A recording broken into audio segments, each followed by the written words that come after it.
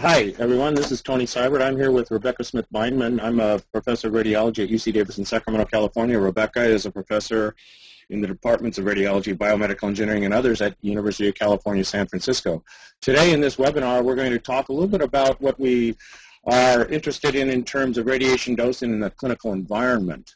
We have a real big need to talk about these issues, and we'll discuss some of the things that we think are really important for all of you who are attending. The objectives of this webinar are, in the next 45 minutes, to give a perspective on radiation dose, chiefly with respect to CT examinations and procedures. What I will do is provide a perspective in the first 15 minutes or so on CT benefits, risks, dose indicator issues, and CT dose reporting, which is, of course, a really important concern in the state of California before July 2012. Rebecca is going to describe her CT surveys of radiation dose, the wide range of radiation doses that have been found in the survey she's done, and the possible epidemiological consequences to the population. She's also going to briefly review the UC Dose Consortium effort and goals for and beyond the University of California efforts that we're undertaking, a group of medical physicists, radiologists, and technologists getting together University of California-wide. And then at the end, we'll have about 10 to 15 minutes for discussion, questions, and comments. And I certainly invite all of you to write questions. You have an opportunity to write questions, and we hopefully will have some time to talk about those and respond to those at the end of this webinar. To extend further, I just wanted to plug the sponsors of this event, and it's the Society for Imaging Informatics in Medicine. For those of you who need to extend further, there's going to be a regional meeting that followed the very successful meeting in San Francisco in October of last year to talk about the issues of radiation dose reporting. And this is just a small synopsis of what was occurring in the San Francisco meeting and what will occur in the meeting on March 22nd in Long Beach, California. So if you have more information needed, you can go to http://meetings.sim.org and get that information. Well, I'm going to begin just talking about just CT in general. It's just been a fantastic capability, and it's been a revolution in medical care for the last 50 years now. The benefits of an optimized and justified CT scan are just certainly the things that we're able to take advantage of day in and day out, because it provides a really nice non-invasive interrogation of the patient, provides excellent diagnostic capabilities, as I'm showing you with these particular animations, and with more powerful and faster scanners, we have the opportunity to provide a significant amount of non-invasive care. However, of course, that is going to come at a risk of undergoing a CT exam. And one of the risks that we've heard about in the media considerably over the last several years are the radiation dose risks. And Rebecca is going to expound upon this further in her talk later on. There are deterministic effects, for instance, those things that we saw with the CT perfusion studies, hair falling out and the like, and stochastic risks and cancer induction. We all know that radiation is a carcinogen and it does induce cancer. How much and what the risks are debatable, and we're going to talk about those things. However, you know, one of the things that we sometimes forget about is the fact that there's other risks besides radiation dose.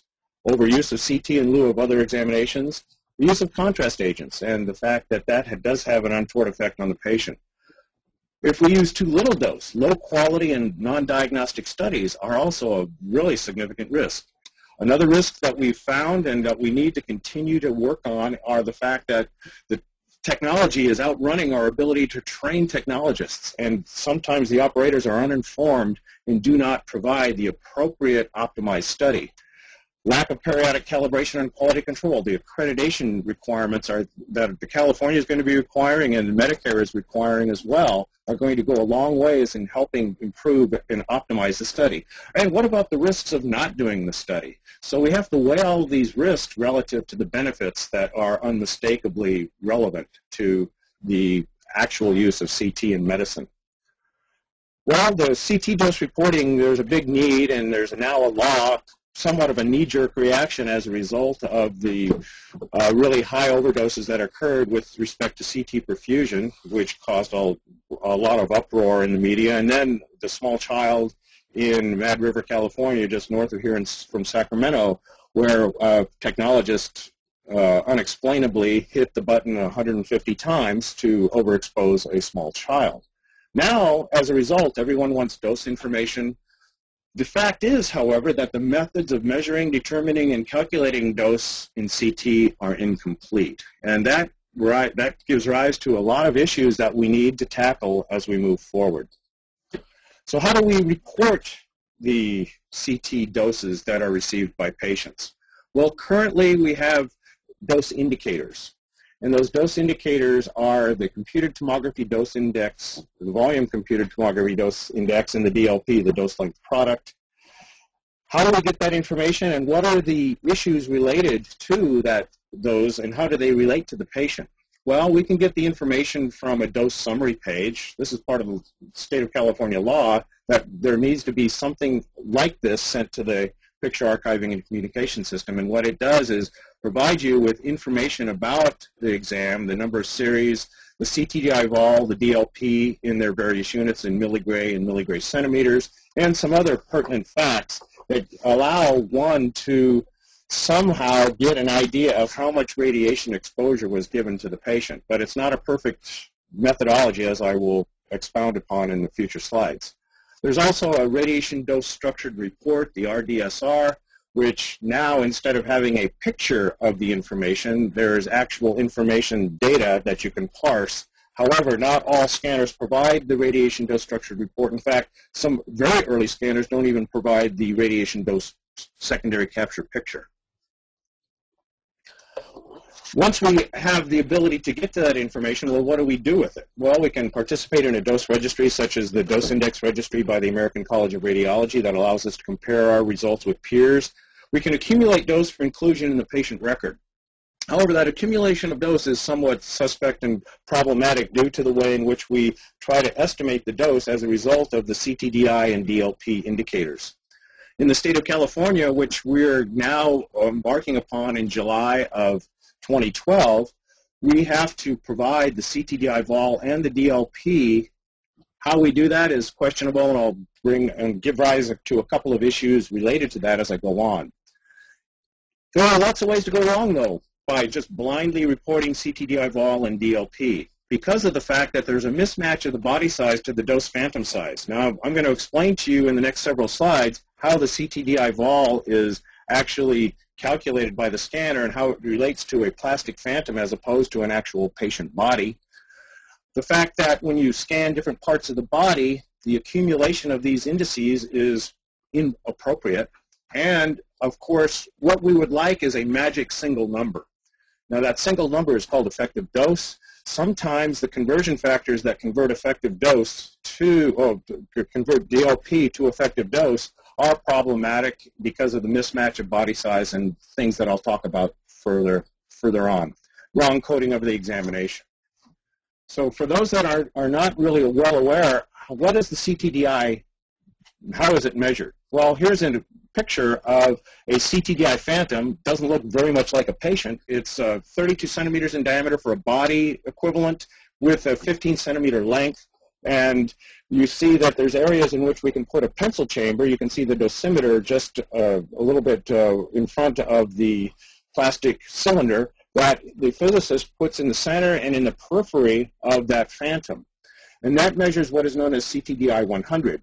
From that, one can estimate a weighted CTDI fraction, 1/3 of the center plus 2/3 of the periphery, to get a weighted CTDI from these measurements as we acquire the information with a specific type of acquisition protocol. And then from that, these volume computed tomography dose index can be computed by dividing by the pitch, which is the amount of table travel that occurs through 360 degrees. This gets a little bit complicated, so I'm not going to go into a lot of the complication in these arenas, but we certainly have the opportunity to expound upon that at the workshop and at the SIIM annual meeting. What does CTDI do then? Well, it provides comparison for scan protocols or scanners. It's useful for obtaining benchmark data so that we can compare our techniques to a 32 centimeter and a 16 centimeter diameter phantom. However, it's not so good for estimating patient dose, and I'll go into some of those details very quickly. The CTDI vol conversion factors are needed because of differences in the patient size. Now, the patient that is scanned with a body acquisition technique And the 32 centimeter diameter volume phantom that's used to calculate or estimate what the CTDI vol is certainly is going to have differences compared to that of the shape of the body. So we have these differences and incompatibilities in the patient size composition and shape relative to the calibration phantom size. And in some cases, for pediatric bodies, the manufacturers might use a 16 centimeter diameter phantom as opposed to the 32 centimeter diameter phantom to estimate the CTDI vol. From the CTDI vol, one can actually calculate the dose length product, which is the indicator of dose imparted to the patient. It's simply the CTDI vol times the scan length. In a limited scan range, DLP can be problematic, for instance, in the situations that occurred with respect to the patient, the brain perfusion studies. Now, finally, the other indicator of dose, which we all would like to use, but it's also problematic. It's estimated from the DLP, which is called the effective dose, a measure of the whole body dose, and it's generated as a calculation by multiplying a conversion factor with the DLP, and these conversion factors K are generated from Monte Carlo's transport methods and studies. It's not intended for individual patient dose metrics, but as a population measure, it is a reasonable surrogate for that. Some of the issues that we're trying to tackle as medical physicists is to make the CTDI vol a better indicator of what the actual dose to the patient is. And there are reasons why the mismatch between the CTDI vol in the phantom and in the patient are different. And the AAPM, the American Association of Physicists in Medicine, has undertaken a review of this issue, and they've developed a publication called Size-Specific Dose Estimates in Pediatric and Adult CT Examinations to help make the measurements a little bit more accurate. What this slide shows is that for the same CT technique, one can actually have a wide variety of patient dose deposited. And you can see that for small children, the dose is very high. For large adults, the dose is relatively low. And then the calibration phantom, the dose might be even lower. Now imagine that if we're using a 32 centimeter diameter phantom for a pediatric dose estimate using CTDI vol based upon technique, here is what the CTDI vol will show from the CT scanner, and this is what the relative dose would be to the pediatric patient. So there's a wide variety, a wide range of different doses that can occur.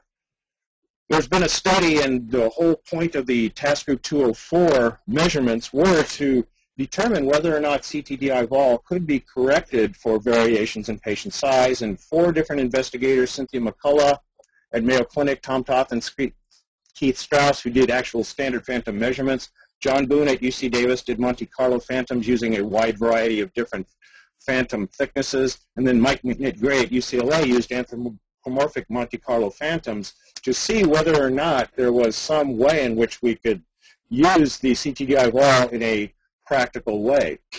It just so happens that the patient isn't necessarily circular, as the cylindrical phantom showed, and it's more oblique or oblong, as shown in the lower right.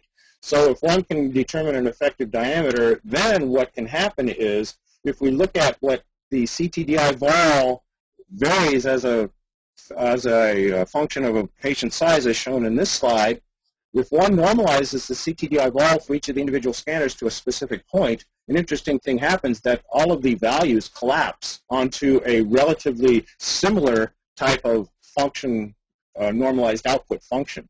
So what that means is, if we look at all those individual characteristics, the studies that were done by these previous investigators, we do that normalization, despite the fact that these were widely different methods to calculate CTDI vol and to do the size-specific dose estimates, one sees that these values fall upon a relatively uniform line of extrapolation that would allow one to use a lookup table to correct for variations in patient effective diameter relative to the plastic phantom that's used for the calibration of the CTDI. So there's an example that we've shown. I don't have a lot of time to go into the example itself, but we had a patient at UC Davis that was a pediatric patient that was scanned on a SIIM scanner that uses a 32 centimeter diameter phantom for CTDI vol. and then subsequently after a surgery was scanned on a General Electric CT scanner that uses a 16 centimeter diameter phantom. And you can see, as shown in the center images, that the mismatches were actually pretty great. And by using the lookup tables that were devised for this size-specific dose estimate capability, you see that the in the case of the large phantom, it underestimated the dose, and in the case of the small phantom, the GE scanner overestimated what the actual CTDI vol was. By using lookup tables, one is able to correct the CTDI vol to a more appropriate level of radiation dose that a given patient received. The reason that I'm bringing this up is that this shows the fact that there's you have to be very careful about the way in which the values that are derived from the CT scanner are used. And in the case of this particular patient, one saw that just by blindly using CTDI vol values, there was a 3.7 times difference in indicated CTDI vol, but in actuality, there was, based upon the size-specific dose estimates, only about a 1.7 times difference, and the reason was that there was some highly attenuating nest bars that were placed on the patient's chest in the second scan. Nevertheless, this just shows you that you cannot blindly use these dose indicators without some knowledge of what they mean. So what about patient-specific effective dose? It's misleading to associate an estimate of effective dose with any specific patient.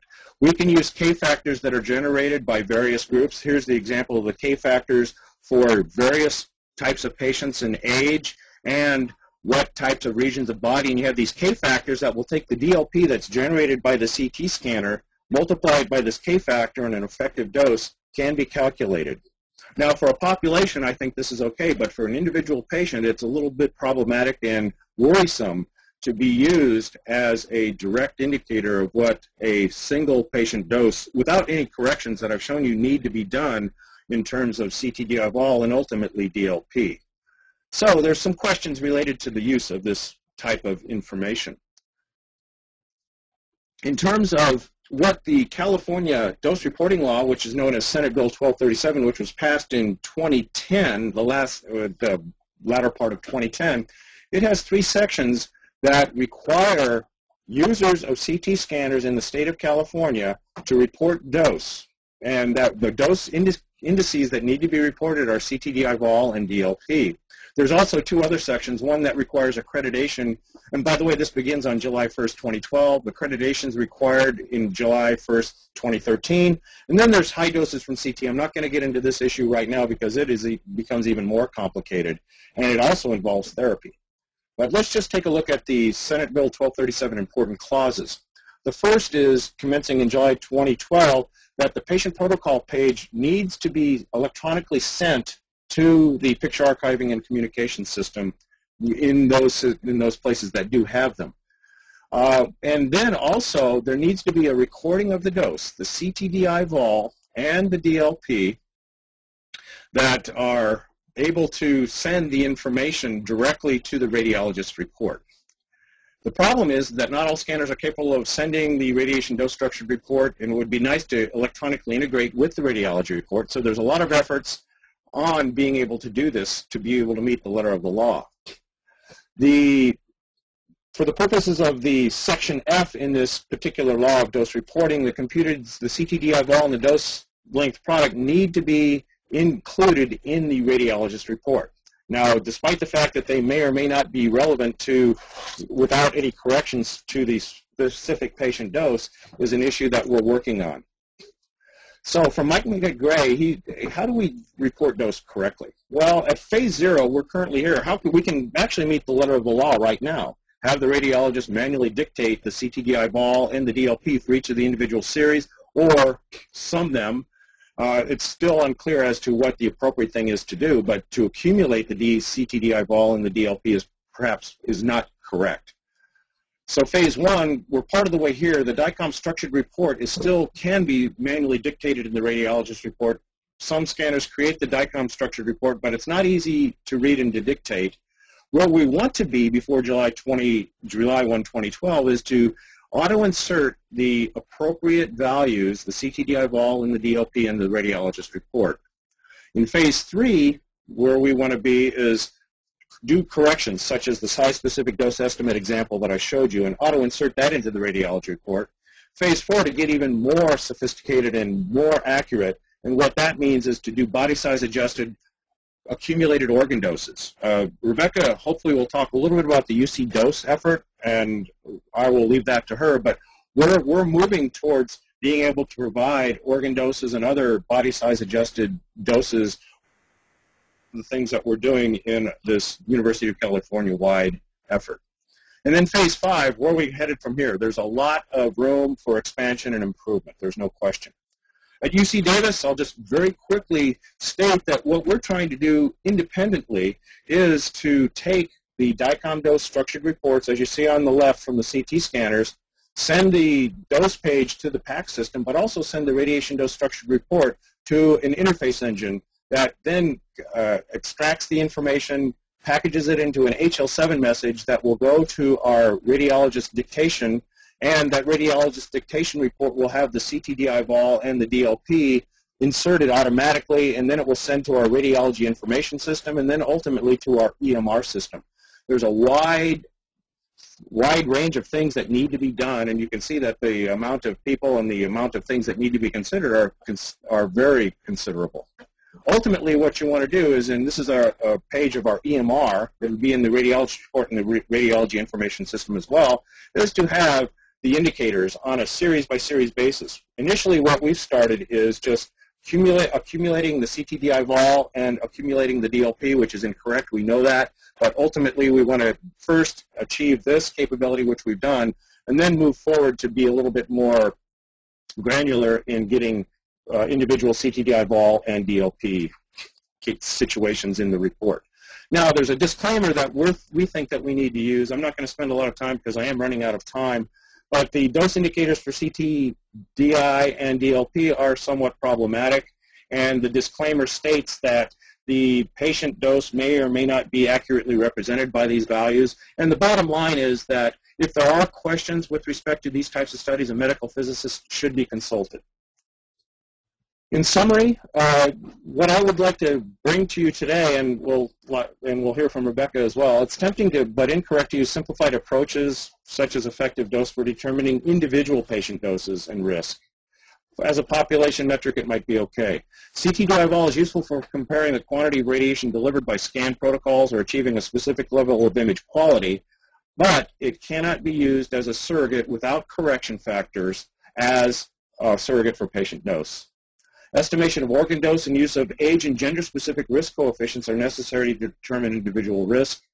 Monte Carlo photon transport routines and other methods that are more sophisticated and are going to take more time are necessary for individual customized dose measurements.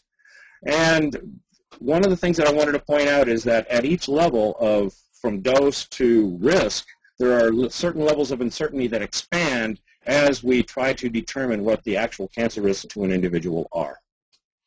And then finally, to extend even further, there is an annual meeting for SIIM 2012. Here's some information where you can get some content that extends what we're talking about even at the regional meeting and in this webinar.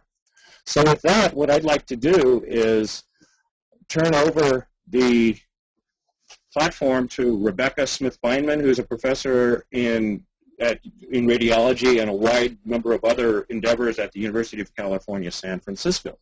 So with that, I will turn the screen over to Rebecca. Rebecca? Fantastic. Thanks, Tony. I'm going to take a little bit of a higher view perspective, so a little bit less detail and a little bit more about sort of the broader context. Briefly, what I'll go through is just a slide on what radiation is, risks and benefits of CT, some data that we've collected about what the actual doses are and what we can expect, and that variability. And then, as Tony mentioned, I'll talk a little bit about the UC dose collaboration. So I just wasn't sure if everyone on the webinar would sort of know what radiation is. So radiation is a form of energy. It's basically high-speed particles and electromagnetic waves. A subset of radiation is ionizing radiation. And this is energy that has enough power basically to break chemical bonds. There are lots of types of radiation that don't have this much energy, microwaves, our cell phones. So I'm only talking about ionizing radiation. And there are lots of different sources of radiation around us. Some are naturally occurring from the sun, from the planet. Others we create and are used in science, industry, and medicine. And there's no way to get away from radiation entirely, but to the degree that we can minimize radiation exposure, we have made a concerted effort locally, nationally, and internationally to do so through lots of different organizations. Medical imaging is one piece of medical care, and like every single aspect of medical care, it involves trade-offs. If we're talking about a physical exam, a diagnostic test, a medication, or a treatment, we're very well aware that there's some benefits and there's some risks, and you really want to balance those. And my brief talk is in no way going to try to describe all the risks or the benefits of medical imaging or CT. I am going to focus on one small risk associated with CT, and that's radiation. I'd be happy to expand on lots of other issues related to medical imaging, just not in the context of this brief talk. So, just background, the risks associated with ionizing radiation are not new. We've known about this since X-rays were first developed, and in fact, many of the early radiology pioneers developed burns from immediate high doses or developed radiation-related cancers and then died later. So we've known about the potential harms since X-rays were used. But what is new is the dramatic increase in the population's exposure to ionizing radiation, and that's entirely from medical imaging, and that's almost entirely due to CT. So we've always had this risk. It's just now many more people are exposed, and exposed to much higher doses than initially was the case. In terms of the risk of radiation, even a detailed discussion of the risk of radiation are outside the scope of this talk. I would compel you to look at some of the data, because I think a lot of the way it's presented in the current press is simply untrue. There is an enormous body of epidemiologic data and biologic data that shows exposure to radiation causes cancer. The best summary of the data was done by a group from the National Academies of Sciences. The committee was called the Biological Effects of Ionizing Radiation Committee, the BEAR-7 committee, and they really reviewed from every possible perspective all of the data that has been published or was published until that time on the effects of low-dose radiation, kind of in the ballpark that we get with medical imaging. And they concluded nearly unanimously that the kinds of doses that we get from medical imaging, in particular CT, are carcinogenic. And there have been several papers that have used various modeling techniques to estimate what we would likely see in terms of future cancers. And they estimate that between 2 and 4% of future cancers, all cancers, come from radiation related to CT. I would also say, while I really would emphasize that you should look at the literature a little bit, it doesn't really matter what the risk is exactly, in that we really need to take a cautious approach. So there's enough data that a cautious approach is worthwhile, and that means we need to limit radiation exposure to the degree that it's possible to do so safely. In terms of where the radiation comes from, I told you CT scanning is the dominant area that imaging has grown. X-rays, including CT, plain films, fluoroscopy, angiography, account for 3/4 of the radiation exposure to the public, and of that, 65% of that, 75% comes from CT. Nuclear medicine delivers the rest. What this slide shows is 2 NCRP, National Council on Radiation Protection reports on what's happened to radiation exposure to the U.S. public over the last 15 to 20 years. On the left is a summary of their results in 1985, and what they estimated in 1985, looking at every possible source of radiation, is that the U.S. public got on average 3.7 millisievert per year, 3.7 millisieverts, and that 3/4 of that came from natural background radiation. So if you look at the pie, the gray are all different sources of natural radiation. The largest box is from radon. And medical imaging were those 3 blue slivers, that accounted for 25% of the total population exposure to radiation. Shift to 2006 report, now the average exposure has gone up to 6.2 from 3.7, and it's very difficult to raise the population's exposure to anything very quickly. So this kind of increase is truly dramatic. And now half comes from natural sources. The gray is now half, and the blue now takes up half as well. So a much larger pie, much more radiation, and a much bigger piece from medical imaging, and you can see the dark blue is their estimate of radiation from CT. In our work, that piece of the pie from CT is actually 3/4 of the imaging, so even greater.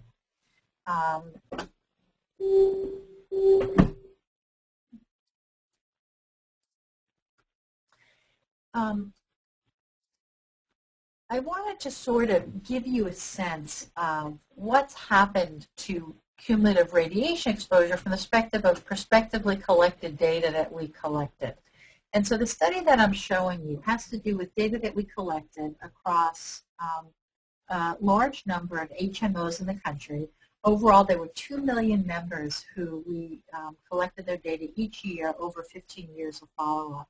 And in this population, we actually looked at detailed data of what exams they had, and then of those exams, how those exams were conducted. So I don't really have time to go into a great deal of detail, but we pulled the medical imaging. We collected all the technical parameters of those examinations, meaning the KVP and MAS and scan length and pitch and collimation and anatomic area, image, etc. And we pulled it together in a fairly sophisticated way that could account for patient size. Overall, imaging with CT increased 3- to 4-fold over that time period. But more importantly, the radiation exposure went up dramatically, more than doubled. But there was a real dramatic increase in the number of patients who received very high doses. So those are doses above 50 or 100 millisieverts.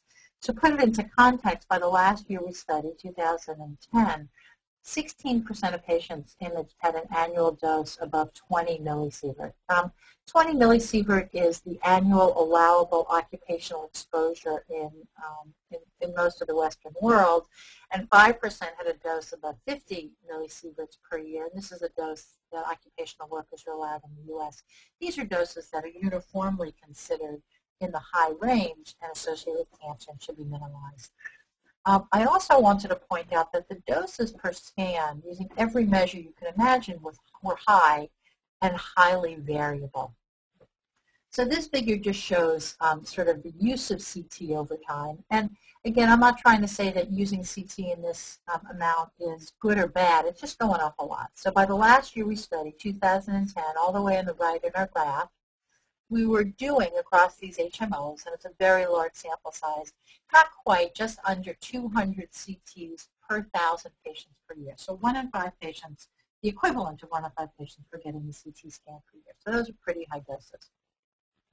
I'm going to show you a slide from a paper that we published a couple of years ago that sort of has a more local feel. The HMO data are national. These are looking at data within 4 San Francisco Bay Area institutions. And for this, the examinations, the CT scans, we pulled the dose information and we grouped them by why patients were getting the CT. So not so much what the radiologist or the physicist or the technologist chose to do when the patient came to the scanner, but rather what the clinical question was when the patient was sent. And we found very dramatic variation in doses between institutions. So to give you a summary of the results, these are looking at the 4 sites, site 1, 2, 3, and 4, on the different rows of the reason the patient came for the scan. So this is a patient who came for a routine head. The metrics on this are effective dose, and you can see that for routine head, the sites were all about 2 to 3 millisieverts. If we go to the next line, however, patients sent for stroke, at one institution the mean dose was 8 millisieverts, site 3, and at site 4 the mean dose for the same kind of clinical question was 29 millisieverts. And the difference isn't shown in the last column, is the variation between patients. It was between 10 and 20-fold variation between patients sent for the same clinical question. Shown graphically Each of these graphs is showing one indication for imaging. So this last column is showing patients who were sent for multi-phase abdomen and pelvis. The red line is what we tell patients the dose for an abdomen and pelvis. It's about 10 millisieverts. And the distribution in data shows that the average dose that patients got from the study was 30, so 3-fold higher. And the range of dose was 10 to 90. So some patients sent for the single study had a dose of 90 millisieverts. Again, to put the doses in context, I gave you occupational exposures. Some of the data that we know about the increased risk of cancer comes from Hiroshima survivors. Hiroshima survivors are at increased risk of every cancer imaginable, and the median dose among Hiroshima survivors was 40 millisieverts. And so some of these patients got greater than that dose in a single CT scan. I didn't show you the results from the HMO study, but in fact the doses were higher and more variable by an order of magnitude than the doses we found in the San Francisco Bay Area. For the HMO study, we extracted dose information from 4,500 studies. It's incredibly important to point out that the examinations were chosen randomly. So we didn't select exams. They were consecutive exams or random exams picked based on characteristics of the patients, not what was done. I told you how we pulled the information, and we actually calculated organ doses and added them up, so really in a very precise way. And the doses were highly variable. So I'm showing you one graph of the variability. This is using the DLP. On the x-axis is showing patient weight, and the y-axis the DLP. The variability is pretty profound here. And I'm showing you against weight to show you that the reason for the variability was not because patients were different sizes. We know why there is variability, but patient size contributed very little. To get a sense of how this DLP is compared to where we would like to be, this is the DLP for an abdomen and pelvis. That sort of is the guideline of the number you should not exceed based on the American College of Radiology guidelines.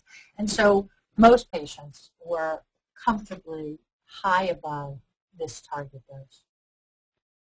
So the doses that we saw in the San Francisco Bay Area and the HMO were very similar. Why are the doses so variable? Well, why don't we have a simple way to do this? I think there are lots of reasons. You know, the foremost is it's not that straightforward to how you set up a scan, but I think there are reasons that are much more political and systems-based in nature.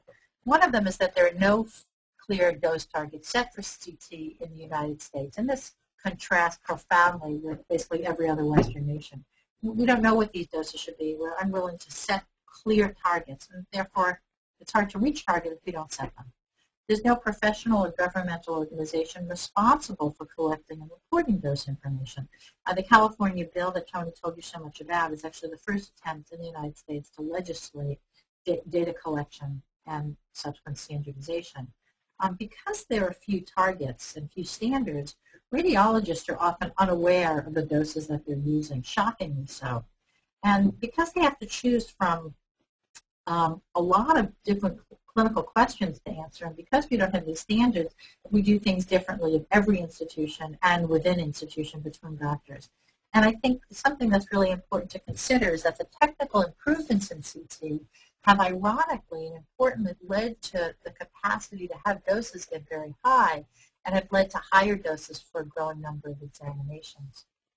So these high-dose studies that I'm talking about are the result of these improvements. And so one of the improvements is CT scanning has become profoundly faster.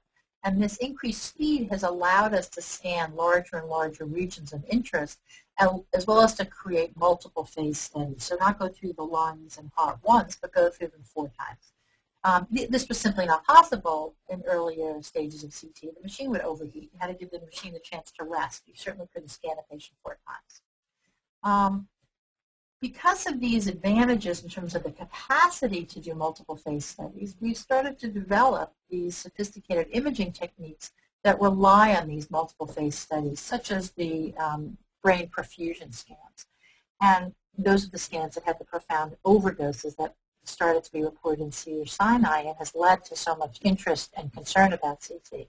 And while some of these technologies are cool, to say the least, and some may have a role in diagnosis, there's been very little that's been shown that they have a role in diagnosis, and there are virtually no evidence-based guidelines that exist that say this is when you should use this kind of study, and this is when you should use a different kind of study. And there's profound practice variation that reflects physician preferences or promotion of these capabilities by the manufacturers rather than evidence of improved clinical outcomes. And the truth is that public health safety concerns have not been paramount to those who are tasked with buying equipment. And dose, until very recently, has not even been considered an important consideration. I want to show you just sort of one example of what I might be talking about. So these are two images. On the left is patient scanned at one period of time, and on the right scanned at a different period of time. And it turns out it's the exact same patient. And the reason the patient had the scan is because they were being followed for surveillance of a nodule identified in the CT. This patient happened to be within the lung cancer screening trial, which is the most comprehensive quality-controlled study I know about. And yet, even in the context of this study, you see this profound variation. So the person that had the study on the left, I think everyone can probably see the nodule. There's a green arrow next to it. And on the right, you can also see the nodule. When I show this to radiologists, they say, oh, yes, the study on the right is so much more beautiful. You can see the one parenchyma. If you look down in the abdomen images are clearer. The fat has less artifact. And yet the question for which this patient had the study is this pulmonary nodule bigger or smaller? And that question can be equally answered with both studies.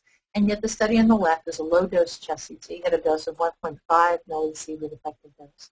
And the study on the right had a dose of 15.9 millisieverts. And in my mind, this is tenfold the dose, no extra information. And this happens to be a clinical question where we have a lot of data about what should be done.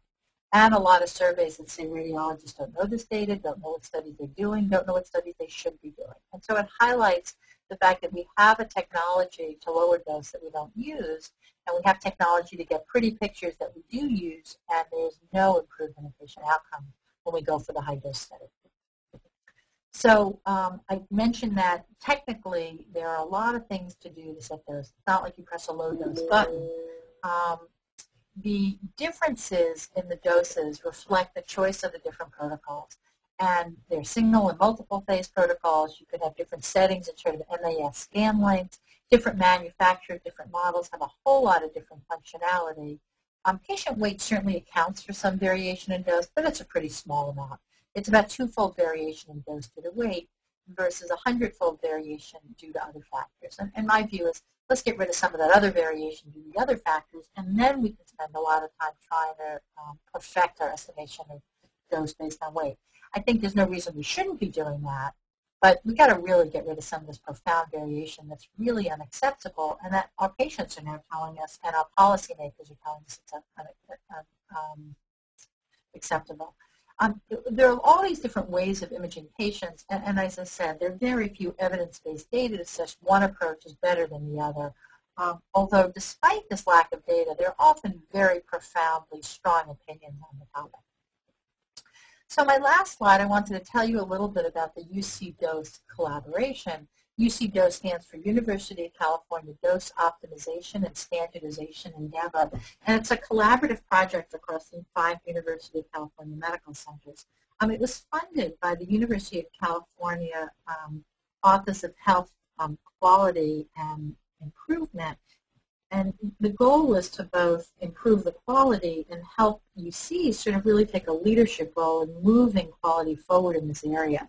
The collaboration includes radiologists, physicists, and technologists across the 5 UC campuses. And so we're really trying to embrace all the perspectives and important pieces that we can take advantage of to improve the doses.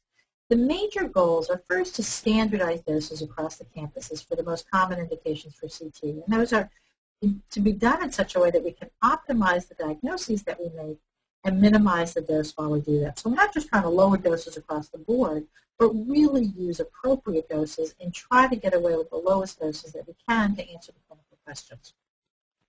As part of it, we're hoping to establish a standard set of CT protocols, and our plan is to make these widely and freely available.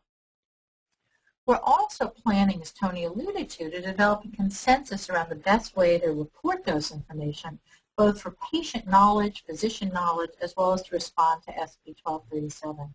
And I would take some of the slides that Tony suggested a step further and say our goal is for a patient who reads that report and a physician who orders your study and reads that report to understand how a patient's dose compares to ideal standards and the dose that might be expected given the clinical question that's being asked, as well as the patient size and other factors.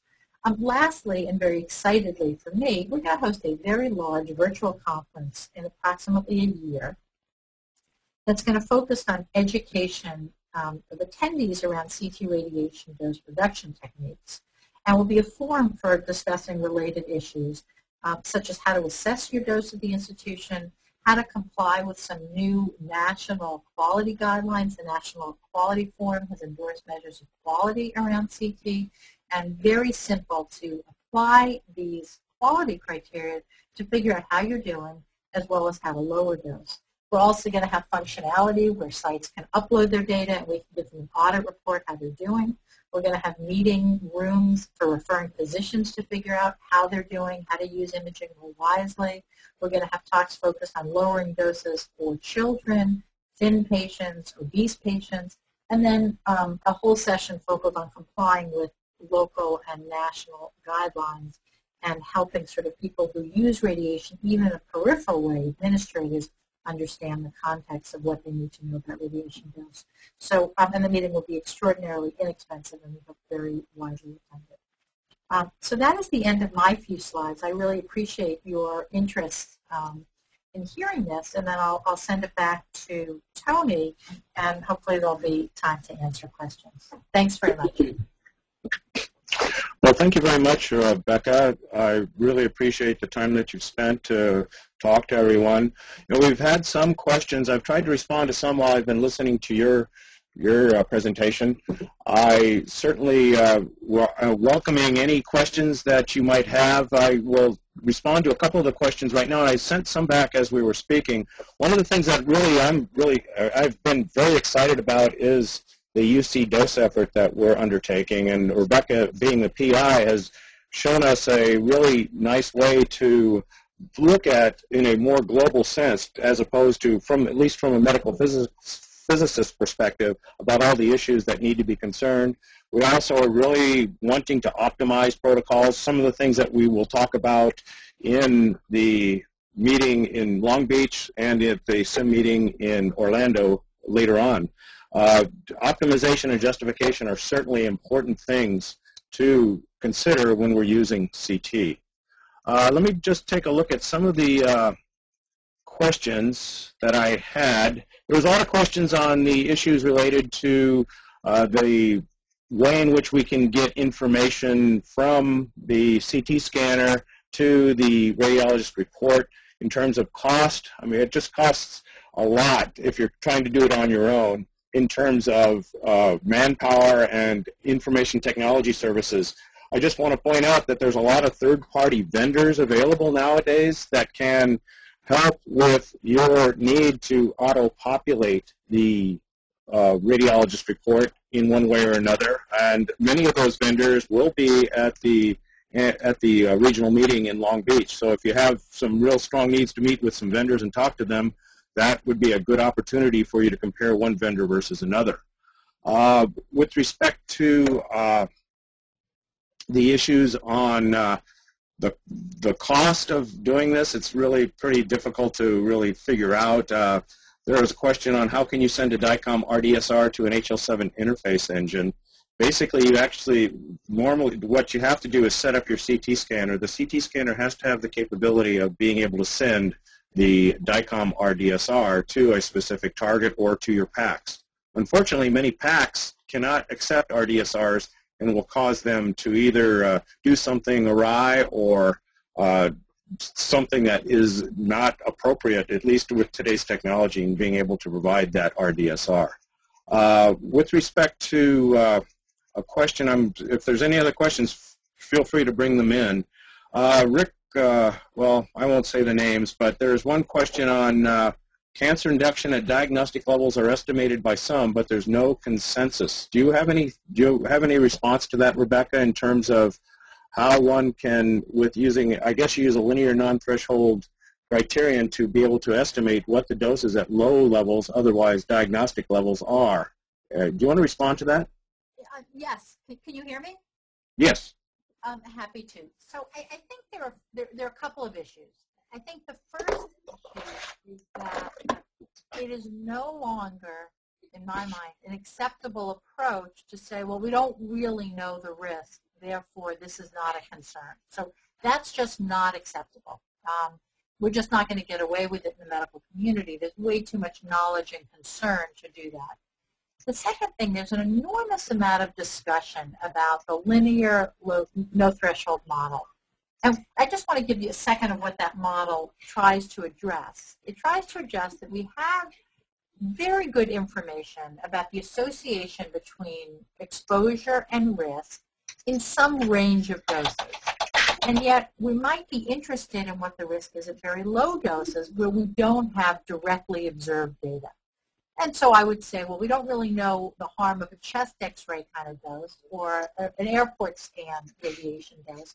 So we take data that we know from higher exposures and extrapolate to these lower bounds. And whether or not the linear no-threshold model is the best way to extrapolate, if you actually look at the observed data, it would seem that doses are even more harmful in lower range. But there's a lot of uncertainty about that low model, that low dose.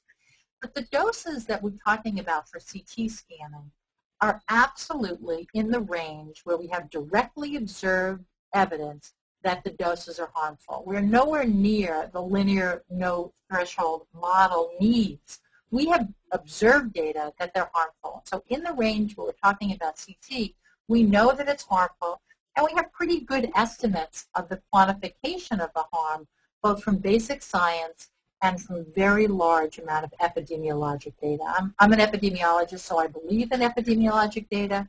It doesn't mean if you know you expose someone to a particular dose of radiation, you know exactly what will happen, just like you don't know if someone smokes that they'll absolutely get cancer. You do know if you expose a room full of people to smoking, you can get a good estimate of how many are going to get cancer. And it's the same way with the epidemiologic data around CT scanning. So I would really disagree that there's nearly as much uncertainty that people suggest. We don't know a chest x-ray. We don't know the harm of an airport scanner. But we absolutely have really good estimates that doses in the range of CT are harmful. And from a safety perspective, the job shouldn't be to quantitate the dose. It should be rather to keep the doses as low as possible. And we could do that really overnight if we had a concerted effort to do so. Okay.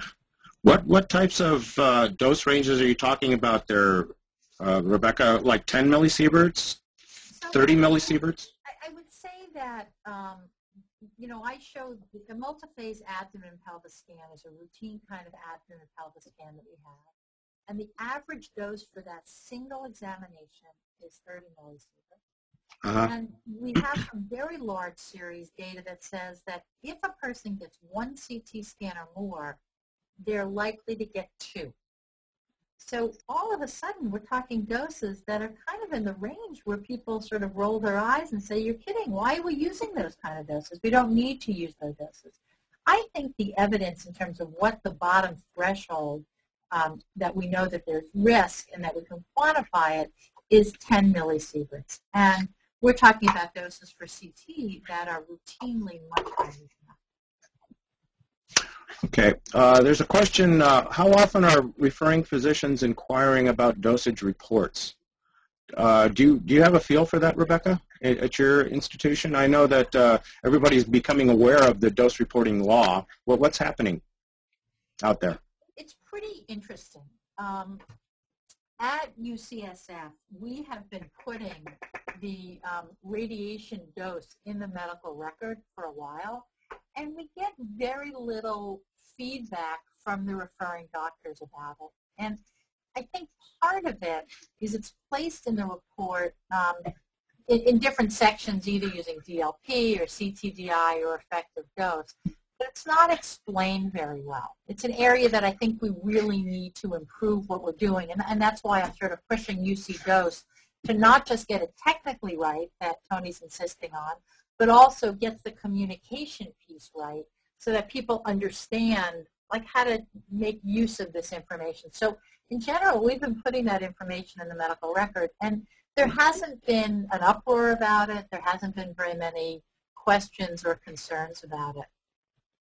Yeah, there was one comment by one attendee that had indicated that because of the fact that we automatically will populate these dose indices, is that a concern that the radiologist won't even look at it now and not even be aware? And there should there be some sort of mechanism by which they need to become more aware of, for instance, particularly if it's out of bounds, out of the typical range?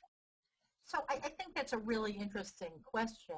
I think that what's tricky about the radiologist being aware is without having very clear targets for dose, having a number by itself is very difficult to understand. So some of these software products that you've talked about, the one that we're using at UCSF, will allow us to compile sort of normative data, and then you can see how you're doing.